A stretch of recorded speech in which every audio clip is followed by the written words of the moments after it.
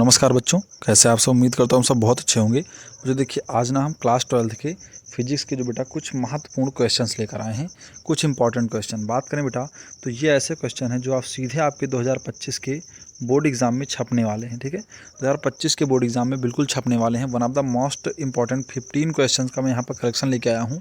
और भी वीडियोज़ के पार्ट आएंगे तो 15-15, 10-10 करके मैं आपको सारे इंपॉर्टेंट क्वेश्चन बता दूंगा। तो ऐसी वीडियो आपसे मिस ना होने पाए, फिर वो आपको टॉप 15 क्वेश्चन यहाँ पर मिलने वाले हैं कि जो सीधे आपके पेपर में फंसने वाले हैं। ठीक है, तो उनके वीडियोज़ के लिए आप जो है चैनल को जरूर सब्सक्राइब करके रखना, ताकि भाई कोई भी इंपॉर्टेंट वीडियो जो आए तो वो मिस ना होने पाए। और इस वीडियो को तो भाई लाइक ही कर देना, क्योंकि बहुत ज़्यादा मेहनत लगी है कि कंटेंट को ढूंढ कर एक एक सिंगल प्रश्न को बेटा ढूंढ कर यहाँ पर मैंने पिरोया है और लिखा है। चलिए आपको वन बाय वन बेटा बता देते हैं कौन कौन से वो क्वेश्चंस होने वाले हैं। बात करें बेटे पहले क्वेश्चन की, तो लिखा हुआ विद्युत द्विध्रुव की अक्षीय दिशा में अत्यधिक दूरी पर स्थित बिंदु पर वैद्युत क्षेत्र की तीव्रता का व्यंजक प्राप्त कीजिए।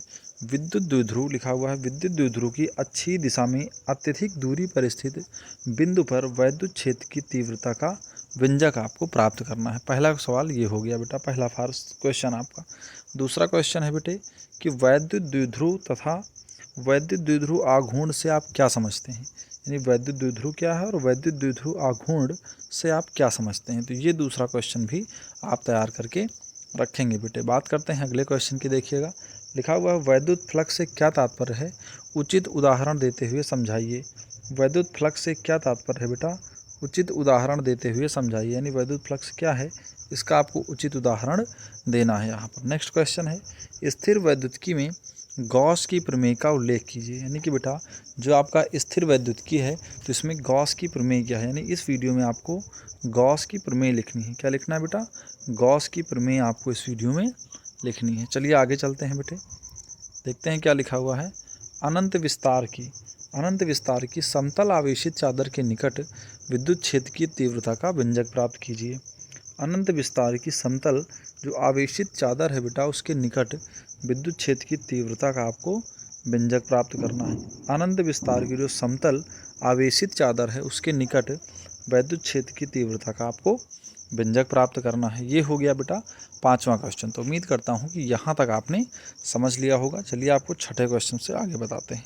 यहाँ पर लिखा है बेटा छठवां क्वेश्चन, किसी संधारित्र की प्लेटों के बीच अगर हम परावैद्युत पदार्थ भर दें तो बेटा इसकी धारिता पर क्या प्रभाव पड़ेगा। यानी मान लीजिए कोई संधारित्र प्लेट हैं, दो प्लेटें हैं, उनके बीच अगर हम परावैद्युत पदार्थ भर दें तो इसकी धारिता पर क्या प्रभाव पड़ेगा। तो ये आपको लिखना है, अगर संधारित्र की प्लेटों के बीच हम बेटा क्या करें, परावैद्युत पदार्थ भर दें तो धारिता पर क्या प्रभाव पड़ेगा। ठीक है, तो ये क्वेश्चन आप तैयार करके जाएंगे। आगे देखते हैं बेटा, लिखा हुआ है किसी वैद्युत द्विध्रुव की अच्छी नहीं बेटा, यहाँ पर अच्छी ये रहेगा ना, अच्छी है। किसी वैद्युत द्विध्रुव की अच्छी स्थिति में किसी बिंदु पर वैद्युत विभव का सूत्र स्थापित कीजिए। किसी वैद्युत द्विध्रुव की अच्छी स्थिति में किसी बिंदु पर वैद्युत विभव का सूत्र आपको स्थापित करना है। नेक्स्ट बात करते हैं बेटा, समांतर प्लेट संधारित्र की धारिता का व्यंजक उत्पन्न कीजिए। समांतर प्लेट संधारित्र की धारिता का व्यंजक उत्पन्न कीजिए। इसकी धारिता को किस प्रकार बढ़ाया जा सकता है। यानी अगर कोई आपके पास समांतर प्लेट संधारित्र है बेटा तो इसकी धारिता का व्यंजक उत्पन्न कीजिए, और इसकी धारिता को आप किस प्रकार से बढ़ाएंगे तो ये भी यहाँ पर आप लिखेंगे कि इसकी धारिता को किस प्रकार से बढ़ाया जा सकता है। नेक्स्ट देखेंगे बेटा क्वेश्चन क्या है, मुक्त इलेक्ट्रॉन के अनुगमन वेग से आप क्या समझते हैं। यानी कि बेटा जो मुक्त इलेक्ट्रॉन है उसका अनुगमन वेग क्या है। यानी मुक्त इलेक्ट्रॉन के अनुगमन वेग से आप क्या समझते हैं, तो ये भी यहाँ पर आप करेंगे। अगला क्वेश्चन है किसी चालक में प्रवाहित धारा तथा इलेक्ट्रॉनों के अनुगमन वेग में संबंध स्थापित कीजिए। यानी कि बेटा अगर किसी चालक में प्रवाहित जो धारा है और इलेक्ट्रॉन है उसके अनुगमन वेग के मध्य आपको संबंध स्थापित करना है। यानी किसी चालक में प्रवाहित धारा तथा इलेक्ट्रॉनों के अनुगमन वेग में आपको संबंध स्थापित करना है। तो 10वां भी उम्मीद करता हूँ आपने समझ लिया होगा। नेक्स्ट देखते हैं बेटे, यहाँ पर नेक्स्ट में क्या लिखा गया है, किसी चालक में प्रतिरोध एवं प्रतिरोधकता का चालक से क्या संबंध है। यानी किसी चालक के प्रतिरोध एवं प्रतिरोधकता का चालक से क्या संबंध है। यानी किसी चालक के जो प्रतिरोध हैं और प्रतिरोधकता का चालक से क्या संबंध है। नेक्स्ट देखेंगे, लिखा हुआ है इलेक्ट्रॉनिकों के अनुगमन वेग के सिद्धांत द्वारा ओम के नियम की व्याख्या कीजिए। इलेक्ट्रॉनिक के जो अनुगमन वेग हैं उसके सिद्धांत के द्वारा जो ओम का नियम है उसकी आपको व्याख्या करनी है। इलेक्ट्रॉनों के अनुगमन वेग उसके सिद्धांत द्वारा ओम के नियम की बेटा आपको व्याख्या करनी है। तो ये भी one of the most important question हो जाता है यहाँ पर। अगला देखेंगे बेटे, लिखा हुआ किसी सेल के आंतरिक प्रतिरोध से आप क्या समझते हैं। यानी कोई सेल है तो उसका आपको आंतरिक प्रतिरोध बताना है, सेल का आंतरिक प्रतिरोध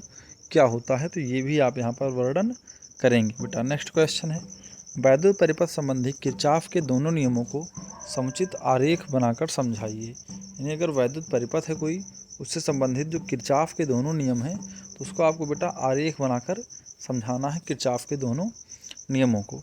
ठीक है, आगे देखिएगा, हीट स्टोन सेतु बेटा आप जानते होंगे, तो इसका परिपथ चित्र खींचकर उसकी साम्यावस्था का प्रतिबंध निकालिए। यानी हीट स्टोन सेतु का परिपथ का चित्र खींचकर उसकी साम्यावस्था का प्रतिबंध निकालिए। ठीक है, तो उम्मीद करता हूँ कि ये जो भी क्वेश्चंस मैंने बेटे आपको बताए हैं तो इनको आपने ज़रूर तैयार किया होगा।